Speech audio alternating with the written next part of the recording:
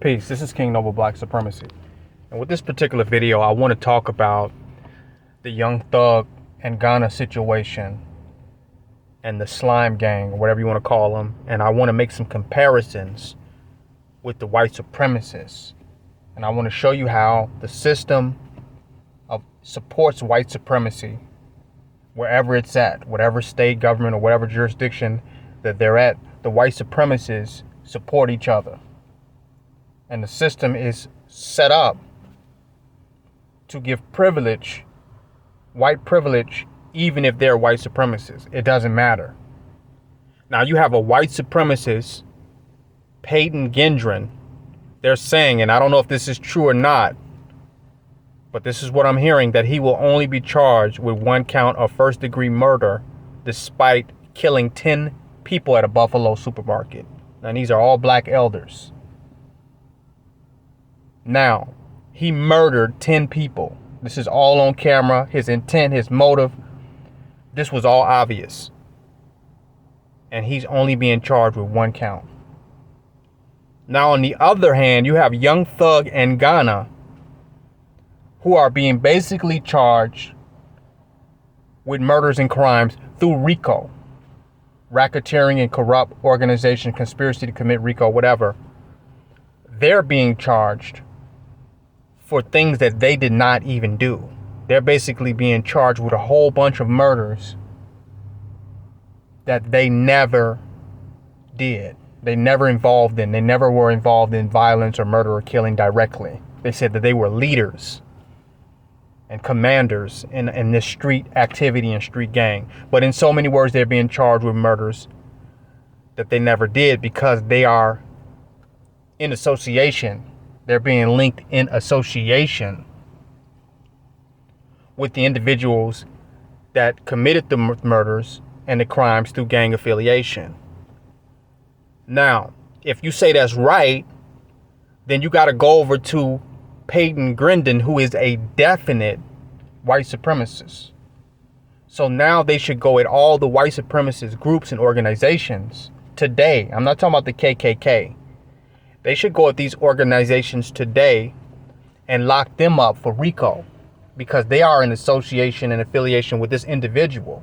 And there is a pattern of murders and shootings and massacres that are related to the white supremacist ideologies, to the white supremacist groups, entities, organizations, or propaganda. They have a pattern of committing crimes and behaviors in affiliation or in association with this ideology. So now, whoever that's the head of any and all of these white supremacist groups should be hit with a RICO charge because of the behavior of this one individual. Now, if you're not going to go lock up and put RICO on any of these white supremacist groups, we're not talking about the KKK, something they did way back in history. I'm talking about the existing white supremacist groups or people with that ideology that they know exists today. Why are they not being slapped with a RICO charge right now? Why are they not going, snatching them up out their house? People with this propaganda, with this ideology that can be associated with this white supremacy. Why are they not receiving a RICO charge right now? Now, if you're not going to do that, you still can't justify why a man who's committed all of these murders is only getting 1 count, and why these 2 black men who've not committed a murder themselves are basically being charged with the murders just through affiliation with the ideology in the group.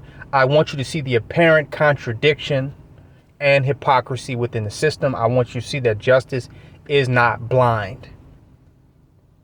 It works for white supremacy and it works for white supremacists. They fear black power.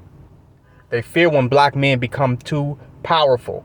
I'm not just saying that, not just making this up.